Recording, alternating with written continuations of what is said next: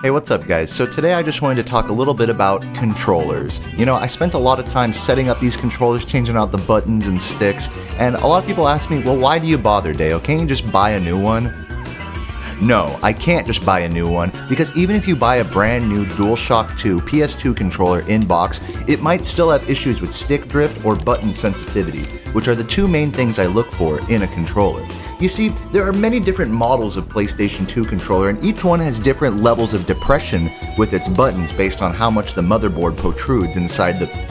Well, my point is that it basically just feels different from controller to controller. Would you believe that this controller, being a newer one, is actually much stiffer just in its model and its shape inside, rather than this older model one, which has its ribbon cable soldered to the motherboard? You'll even know that this is a good controller because when I picked it up on Craigslist, it says good controller on the back.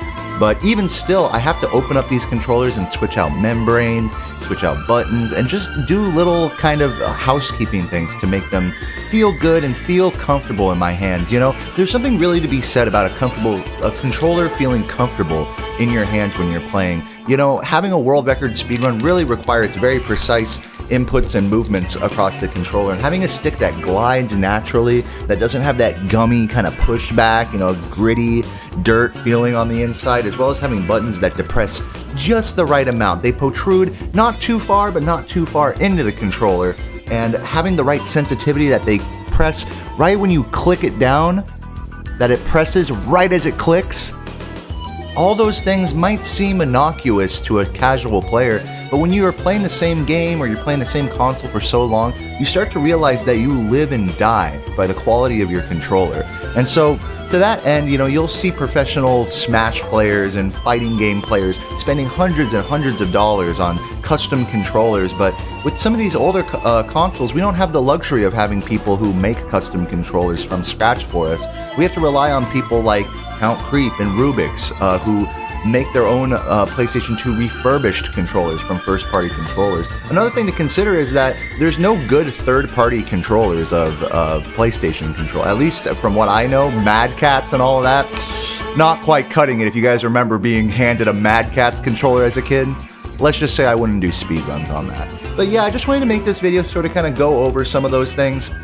What I really like in a PS2 controller is when the buttons depress all the way into the controller, but still have that tiny little bit, see if I can show you guys, still have a tiny little, like, lip on the outside. You can almost get flush with the controller when you press it down.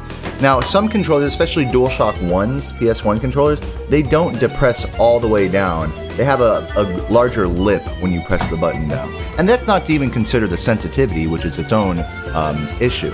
And then the other thing is, how much does the left stick, in my case, because I use that for movement, how much does that glide, and how much does it have cardinal directions in left, right, up, down, and diagonally? You see, again, with PS1 controllers, they register diagonal inputs in a different way than the DualShock 2 does. Not to say that one is better than the other, they're just different. And yeah, same thing with the D-pad. The D-pad has like a little plastic bit on the inside that usually has 3 teeth that, you know, you can like flip around different ways to make different, just make the feel of it different. Also, with the shoulder buttons, you can actually take off little teeth that are on the inside to make them sort of clickier, though you don't always need to do that. Sometimes these shoulder buttons will stick in the controller, which is super frustrating, so it's nice to do little kind of awkward, janky mods like that to sort of make your controller feel something special to you and something unique. So hopefully you guys got something out of this video. It's just my preferences with PS2 controllers. There are so many different controllers out there, and if you guys have a experience with trying to mod a controller or buy a fancy one that wasn't as good as just some old used one you used to have, feel free to share that sort of story in the comments, and stay cute. I will catch you guys in the stream. We're gonna do some more Spyro runs later today and for the rest of my life until I get the fucking 120. So to that, I say cheers and stay cute, guys. Peace.